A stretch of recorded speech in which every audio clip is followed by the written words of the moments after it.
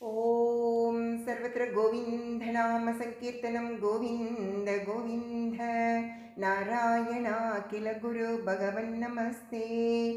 इति श्रीमद्भागवतमहापुराणं षष्ठस्कन्धः अथ चतुर्थोऽध्यायः। राजोवाच देवासुरनृणां सर्गो नागानां मृगपक्षिणां सामासिकस्त्वया प्रोक्तो यस्तु स्वायम्भुवेन्तरे तस्यैव व्यासमिच्छामि ज्ञातुं ते भगवन् यथा अनुसर्गं यया शक्या ससर्ज भगवान् परः। सूतोवाच इति सम्प्रश्नमाकर्ण्य राजर्षिर्बादरायणिः प्रतिनन्द्य महायोगी जगादमुनिसत्तमाः। श्रीशुकोवाच यदा प्रचेतसः पुत्रा दश प्राचीनबर्हिषः अन्तः समुद्राधुन्मग्ना ददृशुर्गां द्रुमैर्वृतां द्रुमेभ्यः क्रुध्यमानास्ते तपोदीपितमन्यवः मुखतो वायुमग्निं च ससृजुस्तद्दिदक्षयाम् ताभ्यां निर्दह्यमानां स्तान् उपलभ्य कुरुद्वः। राजोवाच महान् सोमो मन्युं प्रशमयन्निव माद्रुमेभ्यो महाभागा दीनेभ्यो द्रोक्तुमर्हथ विवर्धैषवो यूयं प्रजानां पतयः स्मृताः। अहो प्रजापतिपतिः भगवान् हरिरव्ययः वनस्पतीन्येषधीश्च ससर्जोर्जमिषं विभुः अन्नं चराणामचरा यपधः पादचारिणाम् अहस्ताहस्तयुक्तानां द्विपदां च चतुष्पदः यूयं च पित्रान् वादिष्टा देवदेवेन चानघाः प्रजासर्गाय हि कथं वृक्षान् निर्दग्धुमर्हत आतिष्ठत सतां मार्गं कोपं यच्छत दीपितं पित्रा पितामहेनापि जुष्टं वः प्रपितामहैः तोकाणां पितरौ बन्धु दृशः पक्ष्मस्त्रियाः पतिः पतिः प्रजानां भिक्षूणां गृहयज्ञानां बुधः सुहृते अन्तर्देहेषु भूतानाम् आत्मास्ते हरिरीश्वरः सर्वं तद्दिश्यमीक्षध्वं एवं वस्तोषितो ह्यसौ यः समुत्पतितं देह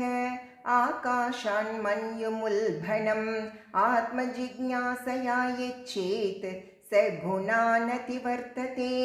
अलं दग्धैर्द्रुमैर्दीनैः किलानां शिवमस्तु वः वार्क्षिह्यैषा वरा कन्या पत्नीत्वे प्रतिगृह्यताम् इत्यामन्त्र्य वरारोहां कन्यामाप्सरसिं नृप सोमो राज्याययो दत्त्वा ते धर्मेणोपयेमिरे तेभ्यस्तस्यां समभवद् दक्षः प्राचेतसः किल यस्य प्रजा विसर्गेण लोकापूरितास्त्रयः यथा ससर्ज भूतानि दक्षो दुहितृवत्सलः रेतसा मनसा चैव तन्ममावहितशृणु मनसैवासृजत्पूर्वं प्रजापतिरिमाः प्रजाः देवासुरमनुष्याधीन् नभस्थलजलौकसः तमबृंहितमालोक्य प्रजासर्गं प्रजापतिः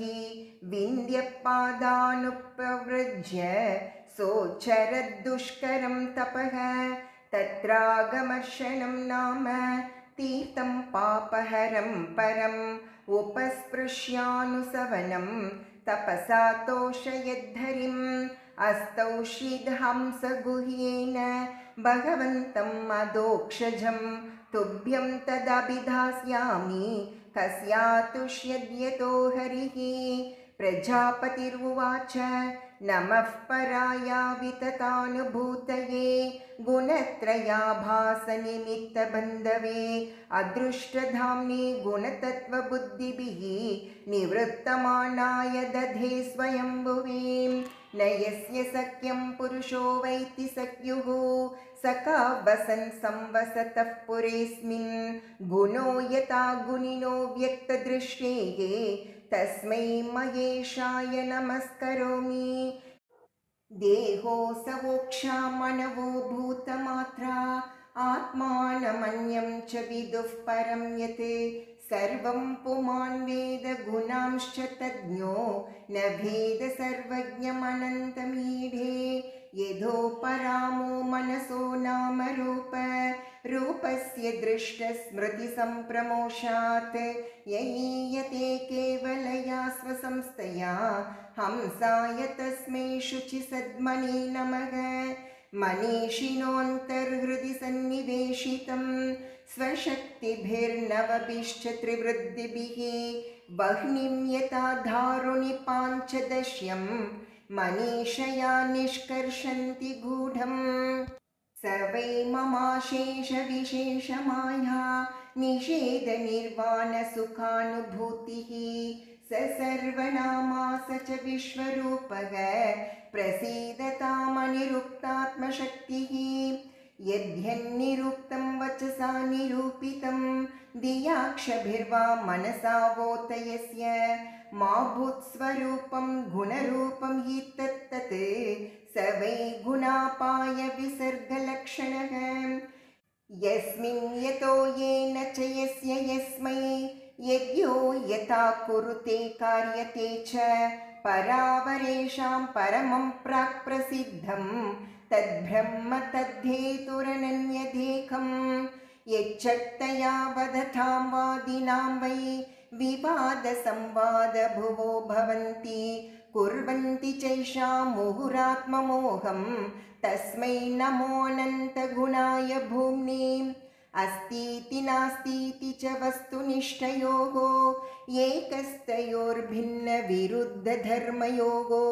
अवेक्षितं किञ्चन योगसाङ्ख्ययोगो समं परं ह्यनुकूलं बृहत्तत् यो अनुग्रहार्थं भजतां पादमूलम् अनामरूपो भगवान् अनन्तः नामानि रूपाणि च जन्मकर्मभिः बीजे समयं परमः प्रसीदत् यः प्राकृतज्ञानपथैर्जनानां यथाशयं देहगतो विभाति यथानिलः पार्थिवमाश्रितो गुणं स ईश्वरो मे कुरुतान् मनोरथम् श्रीशुक उवाच इति स्तुतः संस्तुवतः स तस्मिन्नघमर्षणे आविरासीत् कुरुश्रेष्ठ भगवान् भक्तवत्सलः कृतपादः सुपर्णांसे प्रलम्बाष्टमहाभुजः चक्रशङ्कासि चर्मेषु धनुः पाशगदाधरः पीतवासा घनश्यामः प्रसन्नवदने क्षणः वनमालानिवीताङ्गो लसत् श्रीवत्सकौस्तुभः महाकिरीटकटकः स्फुरन्मकरकुण्डलः काञ्चयङ्गुलीयवलय नूपुराङ्गदभूषितः त्रैलोक्यमोहनं रूपं बिभ्रत्रिभुवनेश्वरः वृतो नारदन्नन्दाद्यैः पार्षदैः सुरयूतपैः स्तूयमानोऽनुगायद्भिः सिद्धगन्धर्वचारणैः रूपं तन्महदाश्चर्यं विचक्ष्यागतसाध्वसः न नाम दण्डवद्भूमौ प्रहृष्टात्मा प्रजापतिः न किञ्चनोद्धीरयितुम् अशकत्तीव्रयामुताम् आपूरितमनोद्वारैः हृदिन्यैव निर्झरैः तं तथा वनतं भक्तं प्रजाकामं प्रजापतिं चित्तज्ञः सर्वभूतानाम् इदमाह जनार्दनः श्रीभगवानुवाच प्राचेतस महाभाग संसिद्धस्तपसा भवान् यच्छ्रद्धया मत्परया मयि भावं परं गतः प्रीतोऽहं ते प्रजानात यत्ते स्योद्ब्रह्मणं तपः ममेष कामो भूतानां यद्भूयासुर्विभूतयः ब्रह्मा भवो भवन्तश्च मनवो विबुधेश्वराः विभूतयो मम हि भूतानां भूतिहेतवः तपो मे हृदयं ब्रह्मन् तनुर्विद्या क्रिया कृतिः अङ्गानि क्रतवो जाता धर्म आत्मा सवस्सुराः अहं एवासमेवाग्रे नान्यत् किञ्चान्तरं बहिः संज्ञानमात्रमव्यक्तं प्रसुप्तं इव विश्वतः मय्यनन्तगुणेनन्ते गुणतो गुणविग्रहः यथासीत् तत एवाद्यः स्वयम्भू समभूदजः स वै यथा महादेवो मम वीर्योपबृंहितः मेने किलमिवात्मानम् उद्यतः सर्गकर्मणि अत मे विहितो देवः तपोतप्यत दारुणं नवविश्वसृजो युष्मान् येनाधावसृजद्विभुः येषा पञ्चजनस्याङ्घ दुहिता वै प्रजापतेः असिग्नी नाम पत्नीत्वे प्रजैष प्रतिगृह्यताम् मिथुनव्यवाय धर्मस्त्वं प्रजासर्गमिमं पुनः मिथुनव्यवाय धर्मिण्यां भूरिशो भावयिष्यसि त्वत्तोऽधस्तात् प्रजाः सर्वां मिथुनीभूय मायया मदीयया भविष्यन्ति हरिष्यन्ति च मे बलिं श्रीशुक उवाच इत्युक्त्वा मिषतस्तस्य भगवान् विश्वभावनः स्वप्नोपलब्धार्थ इव तत्रैवान्तर्दधे हरिः। ॐ इति श्रीमद्भागवते महापुराणे पारमहंस्यां संहितायां षष्ठस्कन्धः अथ चतुर्थोऽध्यायः। नारायणाखिल गुरु भगवन्नमस्ते।